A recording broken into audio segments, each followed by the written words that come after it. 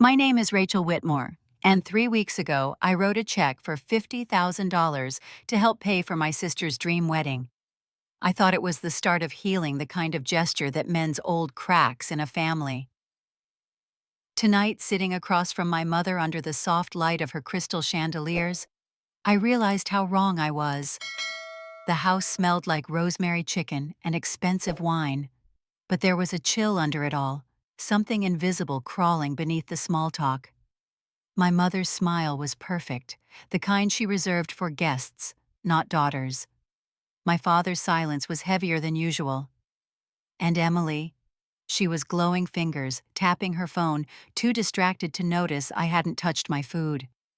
I was still rehearsing what to say about the gift, when Mom raised her glass eyes glittering like glass. "Rachel, honey," she said, "Emily appreciates everything you've done truly. But she's decided the wedding should just be for close friends." For a moment, I couldn't breathe. My fork slipped, clattering against the china. "What do you mean, not family?" Her voice didn't waver. "She doesn't want you there." The words hung in the air, sharp and deliberate, echoing louder than the silence that followed. The same hands I'd used to sign that check now trembled in my lap. That night, something inside me cracked quietly, cleanly. And as my mother smiled across the table, I understood one thing with absolute clarity. This wasn't a mistake. It was a plan. The crystal chandeliers above my parents' dining room cast a warm glow over the long mahogany table, but the air felt colder than I remembered. I sat across from my mother, Margaret, her posture straight, as if she were hosting a gala instead of a family dinner. My father, Robert, was quiet as usual, fiddling with the edge of his napkin. The scent of rosemary chicken and roasted vegetables filled the room, yet I could barely taste anything. Emily was radiant that night, her fingers brushing her hair back in that practiced way she knew drew attention. Her fiancé, Nathan Hayes, sat beside her, every inch the polished young entrepreneur from Santa Barbara, confident and smiling. My mother's eyes glowed when she looked at him, the kind of pride she never reserved for me. When Emily lifted her champagne glass, her voice carried a rehearsed sweetness. "We have something to share," she said, glancing around the table. Nathan reached for her hand and added, "We're getting married this summer." The room erupted in applause and gasps. My mother clapped, almost tearful. My father stood to pat Nathan on the shoulder, telling him he was lucky. I smiled too, meaning it though a small ache formed behind my ribs. Emily had always been the favorite. It wasn't her fault, not entirely. She was charming, delicate, easy to love.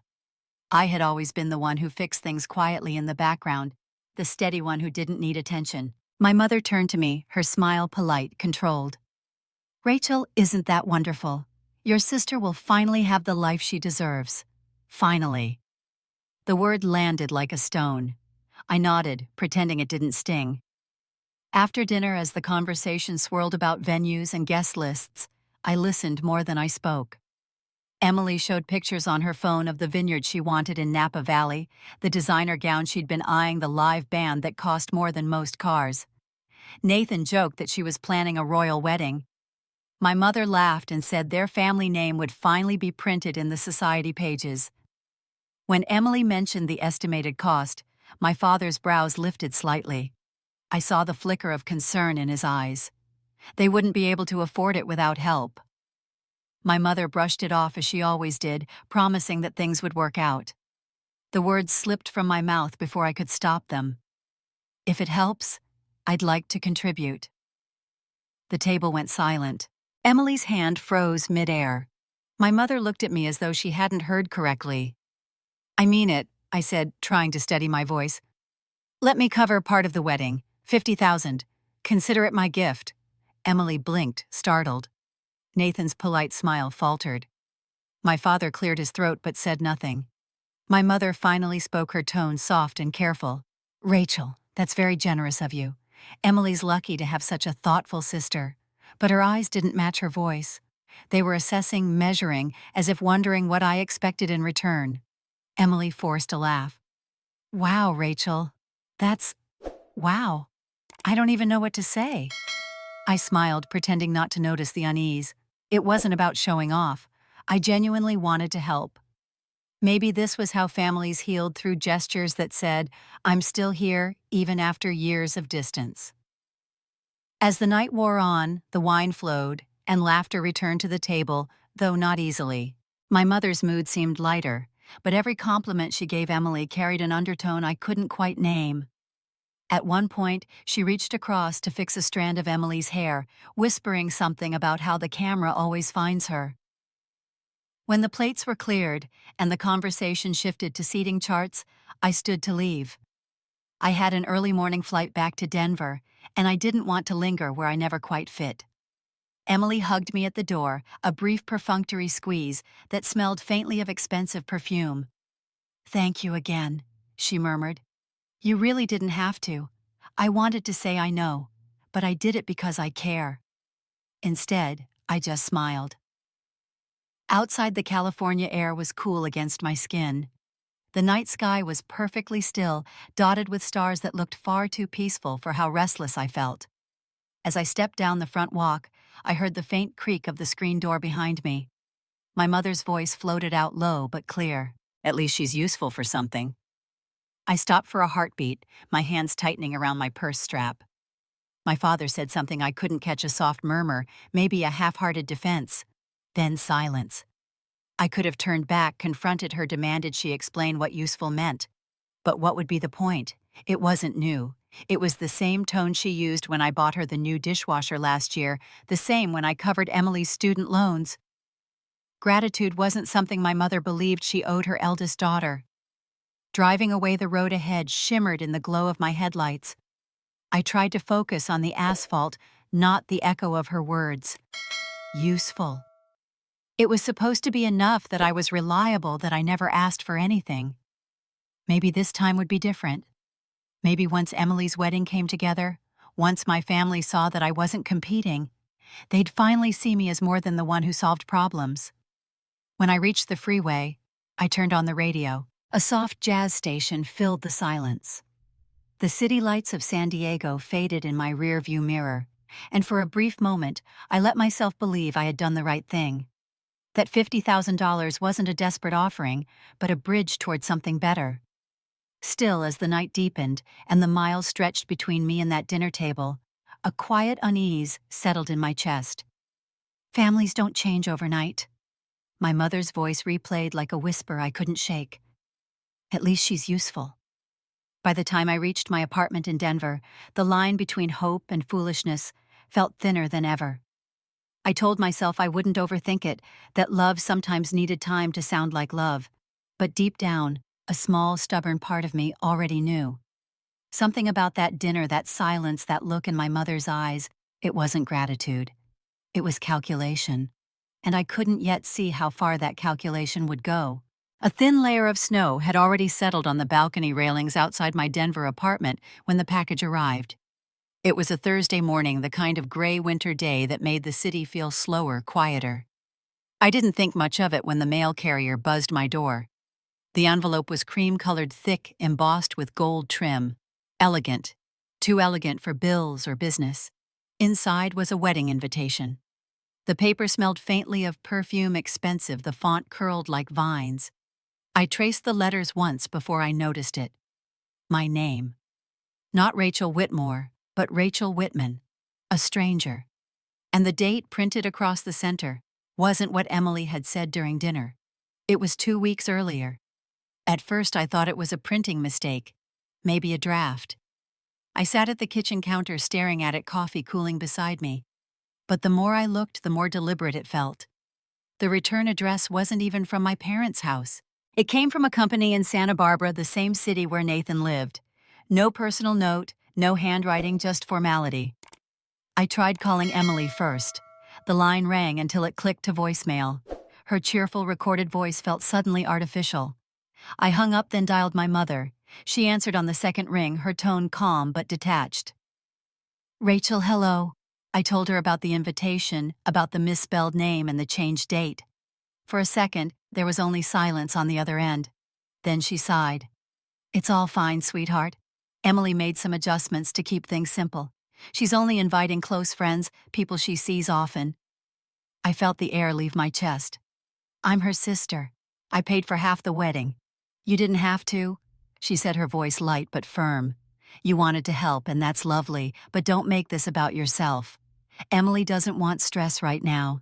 It wasn't what she said, it was how easily she said it, as if the words had been rehearsed. I stared at the snow outside my window, the city fading behind a pale fog. For a moment I thought maybe I'd misheard, that she didn't mean it like that. But my mother never misspoke, so I asked the question I was afraid of. Am I invited? There was a pause longer this time. I could hear the faint sound of her bracelets clinking, the clatter of dishes in the background. Then her voice returned lower. Let's not make this difficult, Rachel. Just send your love and we'll keep you updated. The call ended before I could respond. I stood in the middle of my kitchen, holding the phone like it might ring again. The invitation sat open on the counter, elegant, cold. The gold letters gleamed under the weak morning light, spelling out my absence. I felt something crack quietly inside. Not anger, yet just disbelief. Later that evening, I poured myself a glass of wine and spread my laptop open, trying to bury the sting in work. It didn't last long. My inbox was full of messages from vendors, venues, caterers, photographers confirming final payments. Every contract bore my name, my card, my email. Each one thanked me for my continued trust and partnership. I scrolled through them slowly, one after another, until I stopped at the total figure. More than $50,000 had already been processed. I checked the sender name on one email. It wasn't Emily or Nathan. It was my mother's address copied in as if she were managing everything. The room seemed smaller suddenly. I closed the laptop, but the numbers burned behind my eyes. I walked to the window and looked out over the Denver skyline, lights flickering beneath a soft snowfall. They used me. The realization wasn't a sharp pain, but a steady one, the kind that spread through the chest and made breathing heavier. I thought about every birthday I'd flown home, for every check I'd written, when Emily's boutique failed, every quiet way I had tried to matter. It had always been the same story. I was the backup plan, the wallet, the one who fixed what others broke. I told myself maybe there was another explanation. Maybe it was all just poor communication. Families were messy. But that same small, stubborn voice from a month ago whispered that it wasn't a mistake. I didn't sleep that night. I kept seeing my mother's composed smile across that dinner table, hearing her whisper to my father, "At least she's useful." The words that once stung now sounded prophetic. The next morning, I called the event planning company listed on one of the invoices. The receptionist sounded cheerful until I gave my name. Then her tone shifted. "Oh, Ms. Whitmore, yes. We've received your confirmation. The remaining payments are scheduled for transfer next week." I froze. "Confirmation? From me?" "Yes, ma'am," she said. "From your email address. The contracts are under your authorization." I thanked her mechanically and hung up. My pulse hammered in my ears. Someone had used my name, my email, to authorize the final charges. I opened my account to check. The funds were pending just as she'd said. I stared at the screen for a long time. Then I scrolled up to the top of the email thread.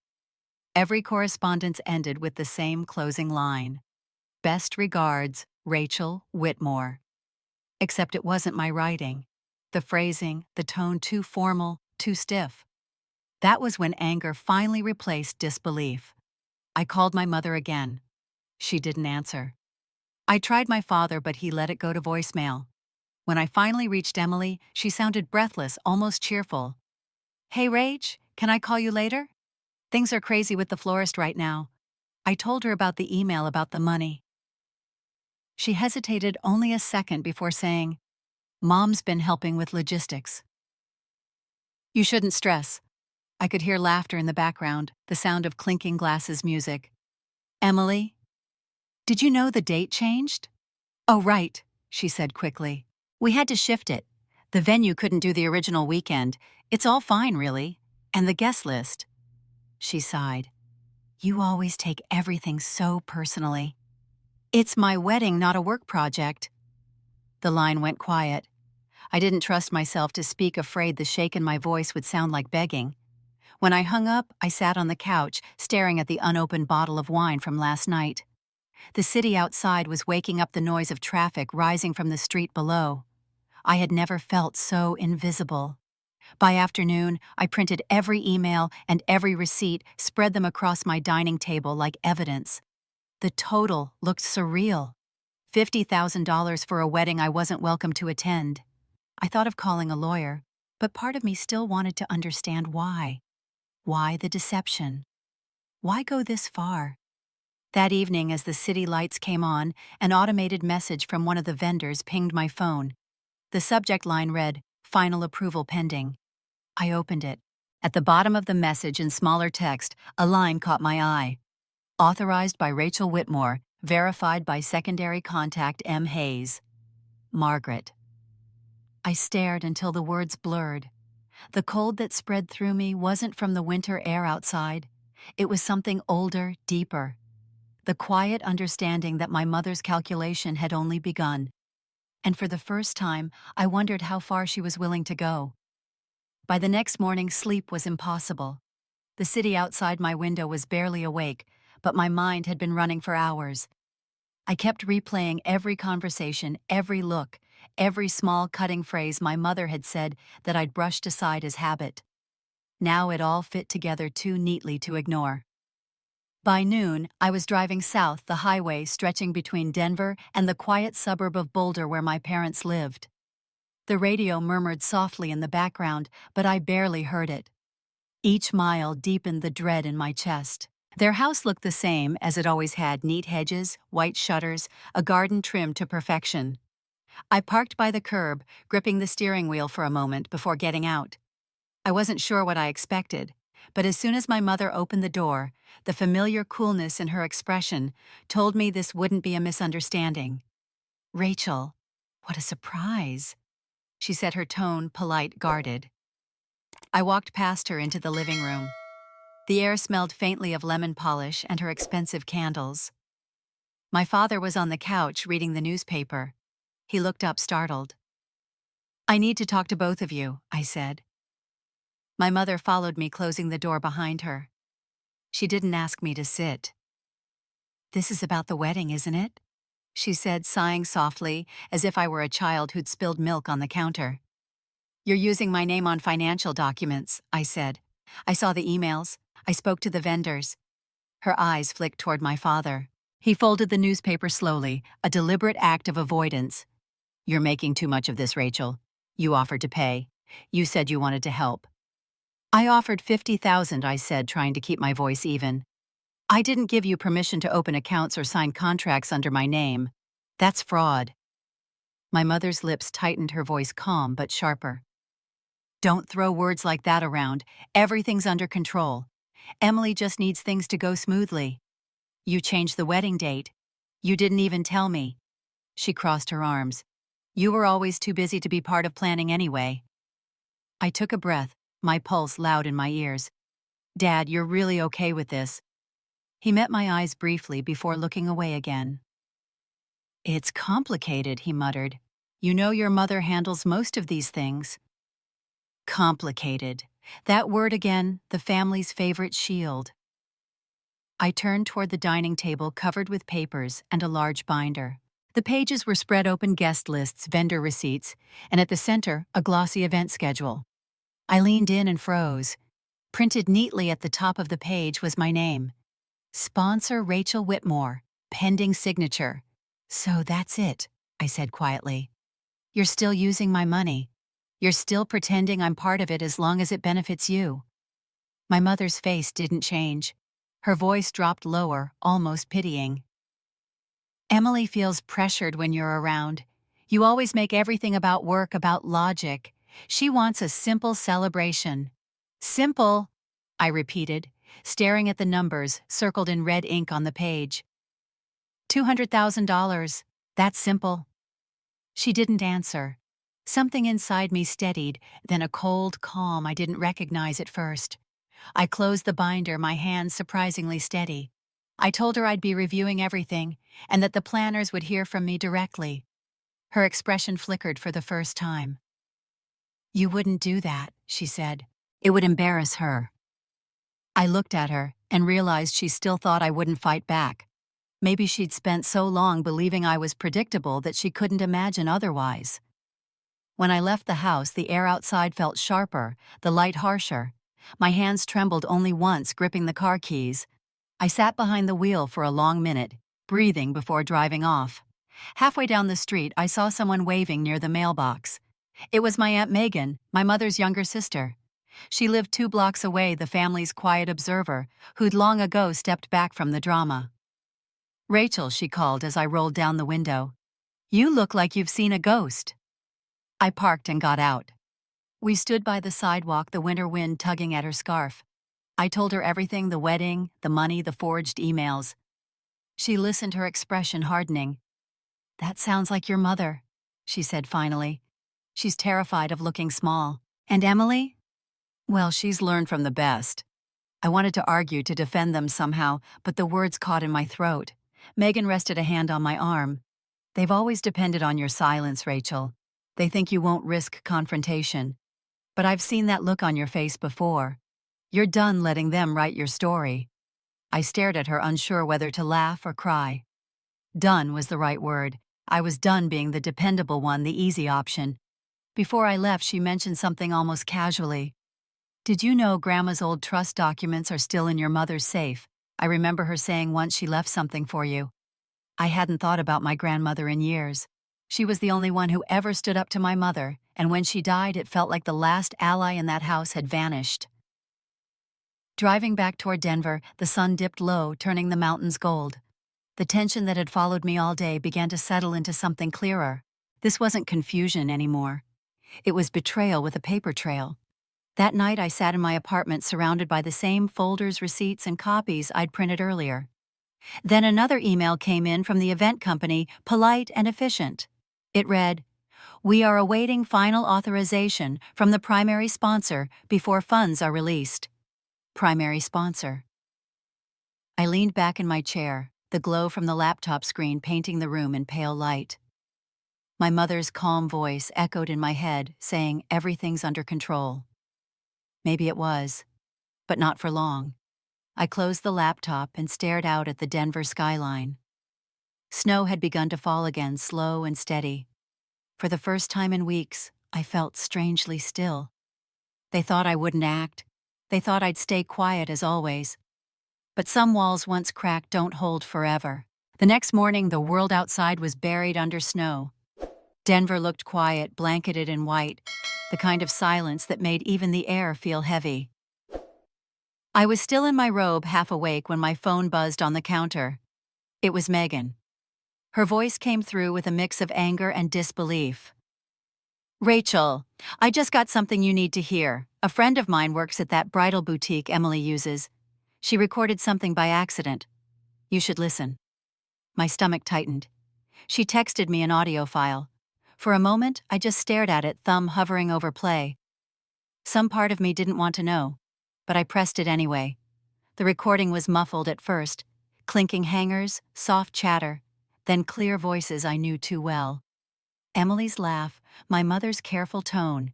Emily said lightly, "Mom, if Rachel shows up, everyone will just talk about her. You know how she is with that perfect job and those fancy suits." My mother's reply was sharp, almost cold. "After the money clears, she won't matter." I froze. It felt like the floor tilted under me. I replayed it twice, 3 times, hoping I'd misheard. But the words didn't change. After the money clears. For a long time I just stood there, the phone still in my hand, the city outside a blur of snow and light. My throat ached, but no sound came out. It wasn't about money. It was never about the money. It was about erasing me again once I'd served my purpose. When I finally called Megan back, my voice was steady, quieter than I expected. "Thank you," I said. I needed to hear it. She hesitated. "Rachel, what are you going to do?" "I don't know yet, but I won't let it end like this." After hanging up, I sat at the kitchen table, surrounded by the scattered papers from the night before. I gathered them neatly into a folder, every invoice, every receipt. I printed a new copy of the contracts and tucked them into a manila envelope. Then I opened my contacts and called someone I hadn't spoken to in nearly a year. Noah Bennett, an attorney I'd worked with during a corporate acquisition.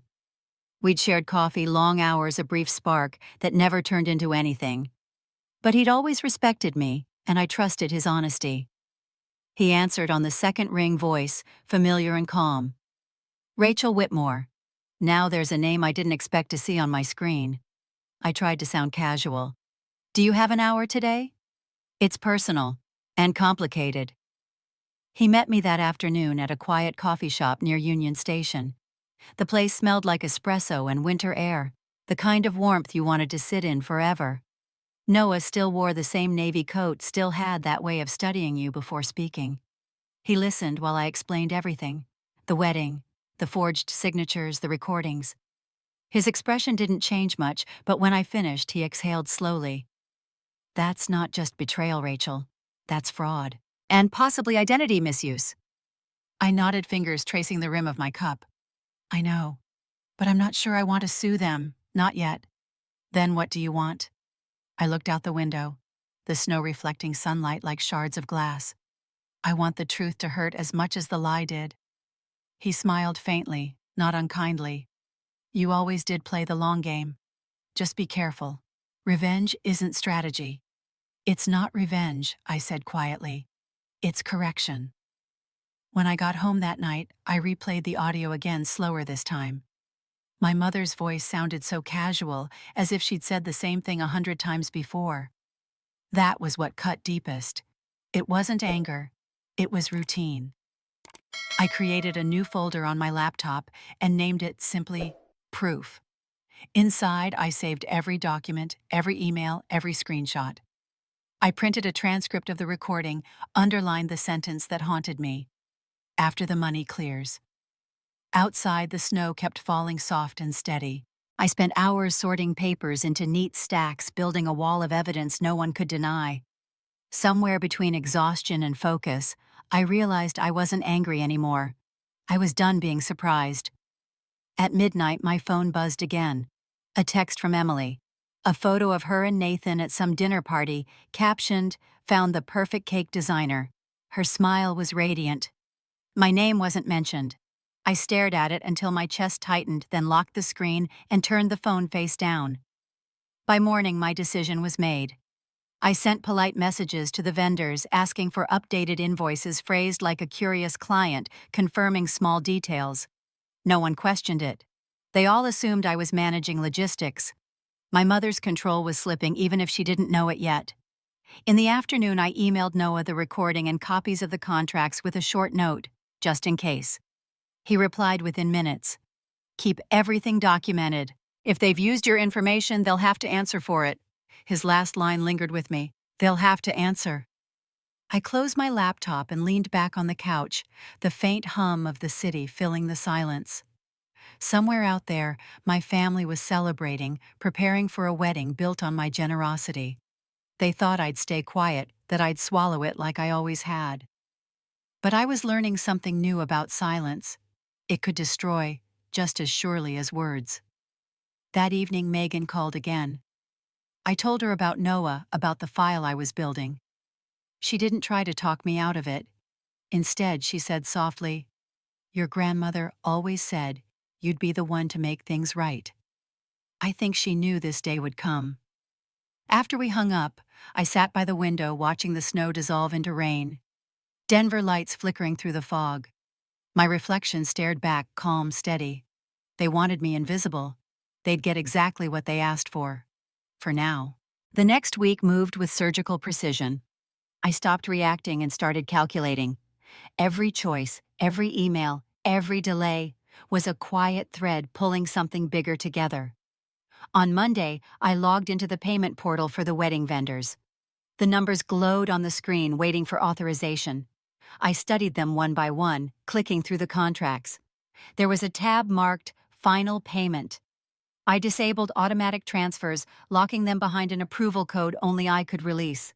The system didn't alert anyone. It simply froze the money where it was.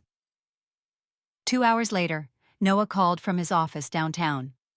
His tone was steady, practical.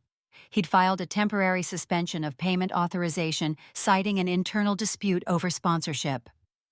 It sounded harmless on paper, just a routine review, nothing scandalous. To anyone outside the loop, the event would continue as planned. He ended the call with a quiet warning. Be careful, Rachel. Once you start pulling strings, people notice when the curtain moves. I knew he was right, but I also knew my mother wouldn't look behind the curtain unless it started to burn. Midweek, a series of online posts began to circulate. Emily had given an interview to a local lifestyle blog about her upcoming wedding at the Oceanside Resort in Santa Barbara. The headline read, "Young entrepreneur hosts her own dream wedding. No outside sponsors." I stared at the photo, Emily smiling in a lace dress, Nathan beside her. Her caption said she'd built the entire celebration through hard work and personal savings. I felt a mix of laughter and nausea. It wasn't enough to erase me quietly. She wanted to rewrite the story. Megan called that afternoon, voice sharp. Have you seen the article they're calling her the self-made bride of Santa Barbara? You can't let them paint you out like that. I told her I didn't need to say anything. They'd do the painting, and I'd let the picture dry before I set a match to it. She sighed, but she understood. By Thursday, the wedding had become a minor social event. Local reporters teased coverage, and the resort posted photos of the setup. My inbox filled with automated vendor reminders, each one more anxious than the last. They were waiting for the final release. The florist, the caterer, the band, all pending under my name. Friday evening, I drove to Santa Barbara. The highway curved along the coast, dark waves crashing below the cliffs. I didn't play music. I needed silence to think. The dashboard lights glowed pale blue against my hands. When I reached the resort, the air smelled like salt and gardenias. Staff bustled between trucks carrying boxes of crystal glassware and floral arrangements. I watched from the parking lot for a while, unseen behind tinted windows. My mother's car was there, parked closest to the entrance. Inside, the lobby gleamed with marble floors and chandeliers shaped like seashells. The front desk clerk smiled when I approached. I asked for the event manager. A tall man in a dark suit appeared, all charm and calm efficiency. I told him I was the primary sponsor on the Whitmore-Hayes wedding and handed him a sealed envelope. Inside were Noah's documents, copies of the suspension order, and my notarized statement. He read them carefully, his professionalism slipping for just a second when he saw the name. He nodded slowly. Understood, Ms. Whitmore. So to confirm, no service proceeds without your written consent. That's correct. If there's any confusion, call my attorney. His card is in the envelope. He hesitated, then said softly, "You don't have to explain. We see families like this more often than you'd think." For a moment, I almost laughed. Maybe betrayal was universal. When I stepped back into the parking lot, the ocean wind caught my hair cold and sharp. The sky was ink blue, the moon reflecting off the water. I leaned against the car, breathing deeply. My heart wasn't racing anymore. It hadn't all day. There was no thrill, no panic, only purpose. Later that night, I checked into a small inn a few miles up the coast. The room overlooked the beach waves rolling in and out like a metronome. I set my phone on the nightstand screen, lighting up every few minutes with social media notifications. Emily had posted again a photo of her and Nathan holding hands under fairy lights captioned, "Tomorrow is forever." I opened the comment section. "Congratulations, stunning couple, perfect love." I scrolled past them until I saw one that made me stop. A user had tagged me, probably someone from high school who still followed both of us, and written, "So proud of your sister Rachel." I stared at it for a long time before typing a single word in reply. "Always." Then I deleted it before posting. Around midnight, Noah texted, "Everything's in place. Vendors have been notified. They won't know until the morning. Are you sure about this?" I typed back, "Yes. This isn't revenge. It's acknowledgement." The phone buzzed again almost immediately. "Then let them acknowledge it." I turned off the light and sat on the edge of the bed. The ocean outside shimmered under the moon, endless and unbothered. Somewhere down the coast, my mother was probably reviewing seating charts, Emily rehearsing vows, both of them certain I was sitting quietly in Denver. They had no idea that silence could be so loud. I lay back, eyes tracing the ceiling in the dim light. Tomorrow would begin like any other wedding day, sunrise champagne photographers. But by noon, the stories would change. The truth had a schedule now, and I intended to keep it. Morning arrived bright and merciless. The sunlight cut through the ocean mist outside my window, glinting off the waves, as if the world had no idea what was about to unravel a few miles down the coast. I sat at the small table in my hotel room, drinking coffee that had long gone cold, watching the clock tick past 8. Through the open balcony doors, I could faintly hear the hum of cars heading toward the oceanside resort. Guests, photographers, vendors, the show beginning on schedule. I turned on the local news. They were already covering the event, smiling anchors calling it one of Santa Barbara's most anticipated weddings. I muted the volume and leaned back the corner of my mouth, tightening. Anticipation had its price. By 10, my phone vibrated. A text from the event manager. Everything's proceeding per instructions. Services paused, pending your authorization. Do you wish to confirm cancellation? I read it twice before typing back one word. Confirmed. The message sent, and a strange stillness followed. There was nothing more to do. The rest would unfold on its own. At 11:30, I drove toward the resort. I didn't plan to go inside, only to watch from the distance. The parking lot was full of black SUVs, floral delivery vans, and a few news trucks setting up cameras. The sky was clear, the kind of California blue that made everything look sharper, crueler. I parked near the edge of the property, close enough to see the outdoor pavilion. Rows of white chairs faced the ocean ribbons fluttering in the breeze. Guests in pastel dresses and suits mingled with champagne glasses, unaware that the foundation beneath their feet was about to shift. From where I stood, I could spot my mother, easily graceful as ever, moving between guests, her smile fixed and practiced. Emily stood near the arch of flowers, glowing in her gown hair, perfectly styled. She looked like a picture out of a bridal magazine. Nathan was talking with his groomsmen, a hand resting in his pocket, unaware that the seams of his perfect day were already tearing. I checked my watch. Noon. A low hum filled the air, the faint buzz of speakers warming up. And then suddenly, silence. The music cut mid-note. Guests turned murmuring. The pavilion lights flickered, then went dark. I saw the confusion ripple through the crowd. A caterer whispered to another, then began collecting trays.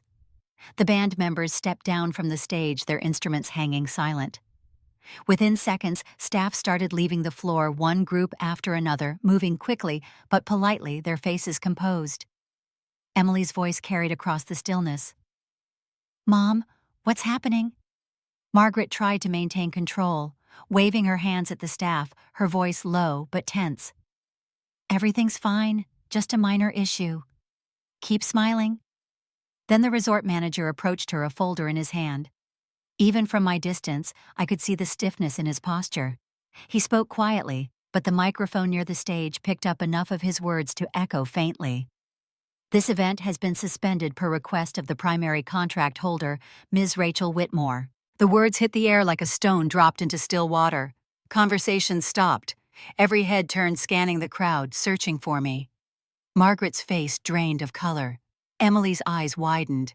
Nathan frowned, stepping closer. "What does he mean, Rachel?" Emily's stammered voice rising.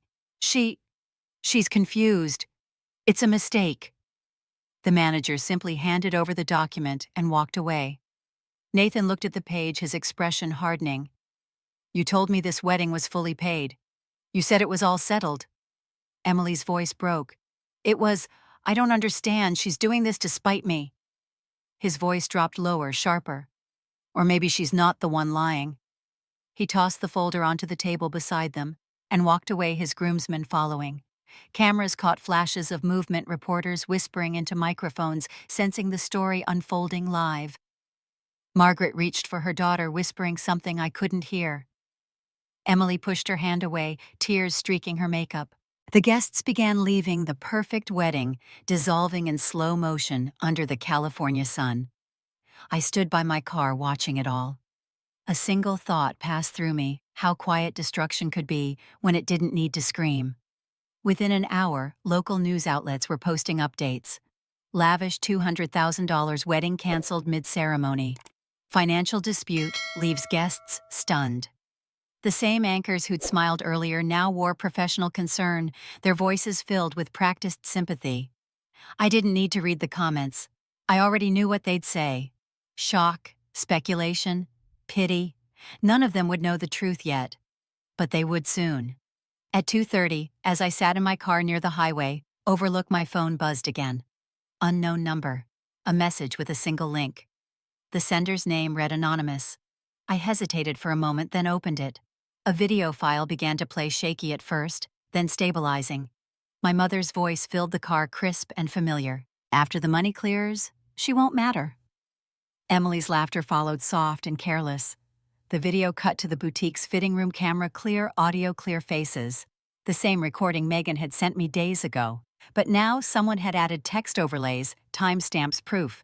It was formatted for public release. I didn't know who had done it or how they'd gotten it, but it was out there. I checked the news feed again.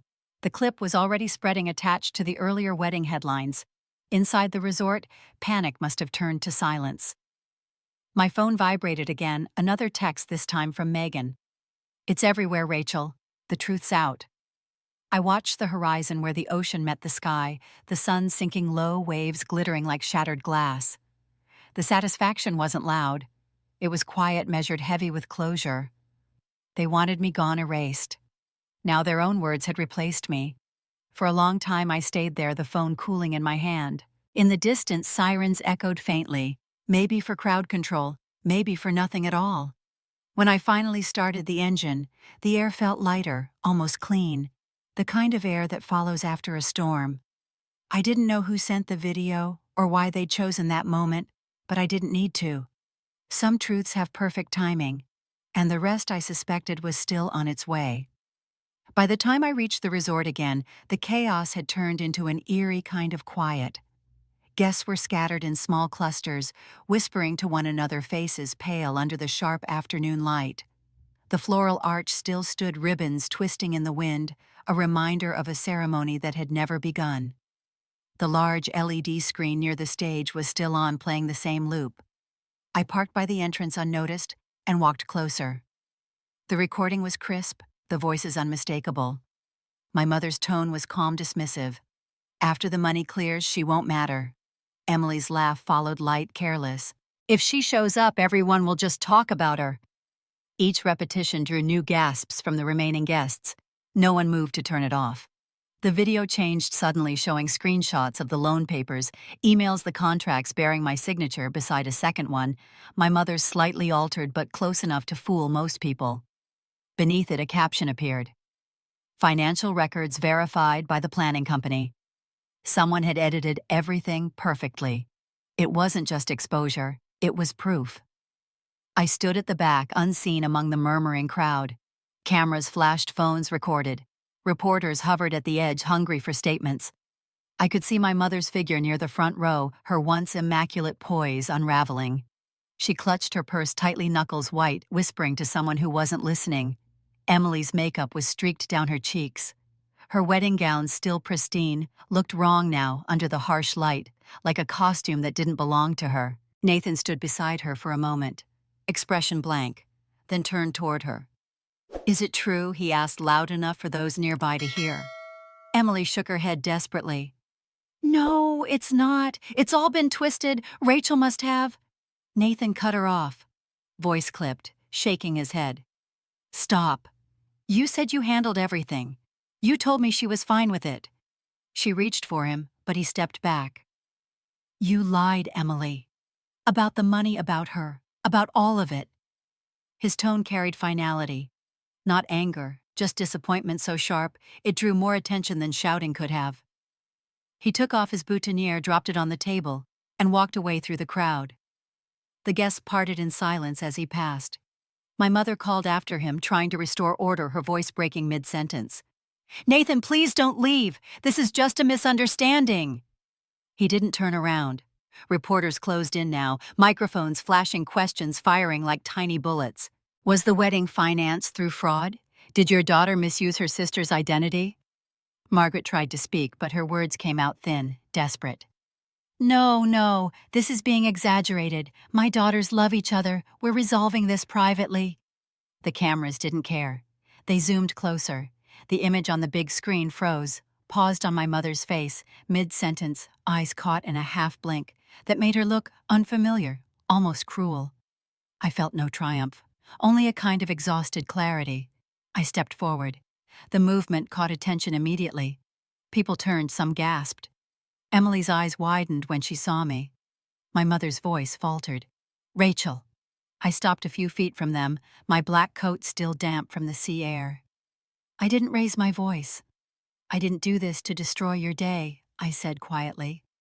I only stopped you from using my name again. The microphones picked up every word. Even the ocean seemed to pause. My mother shook her head, tears threatening now. Rachel, please, this isn't the place.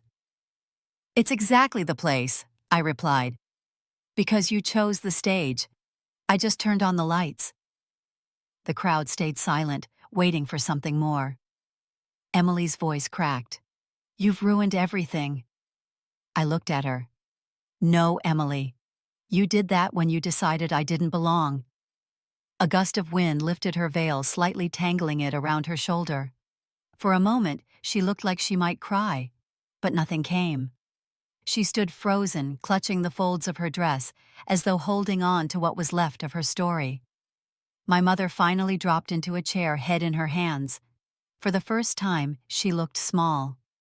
The woman who always controlled every conversation, every smile, every headline, was surrounded by the evidence of her own undoing.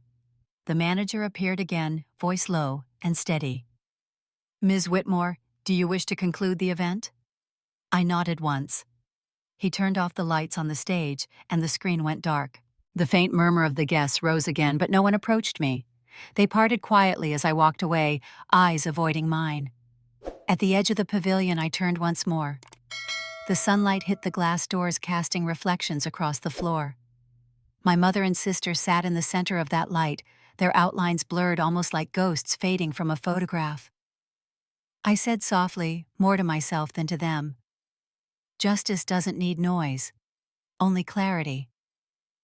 Then I walked out into the parking lot, the sea wind colder now, carrying the scent of salt and endings. By the time I reached my car, I heard sirens in the distance, maybe reporters chasing another lead, maybe someone calling for order. It didn't matter. The world would keep turning. I drove north along the coast, the sky dimming as dusk settled. My phone vibrated on the passenger seat, hundreds of notifications lighting up the screen. Articles, texts, missed calls. I didn't check them. At a red light, I glanced out toward the ocean. The horizon glowed faintly pink waves rolling in with quiet rhythm. For the first time in months, the air felt clean, free of calculation, free of pretense. The truth was finally out. And yet I knew this wasn't over. The wreckage of exposure never ends neatly. It ripples. Somewhere behind me, my family's empire of control had collapsed under the weight of their own words. Ahead, the road stretched open, empty, and silent. I gripped the steering wheel tighter, steadying my breath. The light turned green, and I didn't look back.